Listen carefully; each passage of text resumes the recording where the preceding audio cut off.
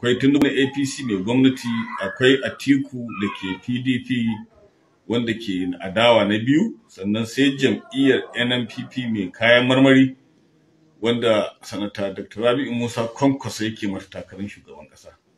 To idan kun lura da kyau, zaɓe ya riga yayi kanshi ma. Kusan kaman in dai dan Najeriya da gaske yake yana son canji, to zaɓe an riga an gama. Domin Tinubu da ya ce zai dora ne daga inda Buhari ya tsaya.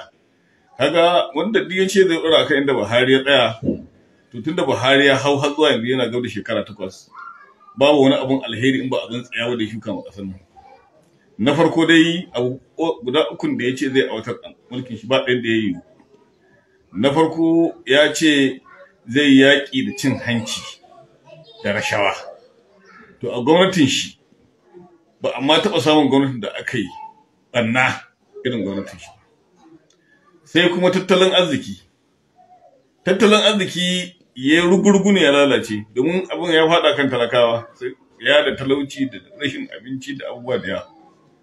Ga rashin tsaro da ya ce zai inganta, ba abin da aka inganta sai ta ƙaru. To kuma shi Tinubu cewa zai ɗora daga inda ya tsaya. To kaga akwai ɓanna a ciki. Atiku kuwa shi tsarin shi ne al'umma ba sa so, domin shi tsarin shi na 'yan jari hujja ne. Tsarin shi na manya ne kullum su danna na ƙasa. Idan ka kalli tsarin shi na wannan karin da ya fitar cewa in ya shugaban ƙasa zai aiwatar, babu talaka a cikin tsarin shi gaba ɗaya.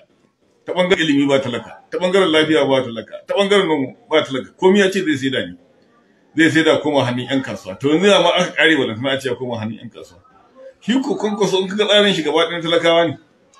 Domin ya ce idan ya ci zaɓe, JAMB, NECO, WAEC waɗanda su ne suke jama ɗan talaka rashin zuwa makaranta, to ya ce kyauta ne. Sannan JAMB kuma sai ya shekara 4 bai expire.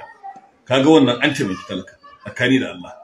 Na biyu ya ce kuma ilimi za a ba ɗan talaka tun daga firamare, sakandare, har zuwa yaro ya digiri ɗin shi kyauta. In dai ɗan talaka ne zai karatun shi har zuwa digiri. Tsakani da Allah, in dai mai kuri'a zai jefa kuri'a a halin da ake ciki a Najeriya a yanzu, kashi 93 na 'yan Najeriya talakawa ne, kuma suna kallon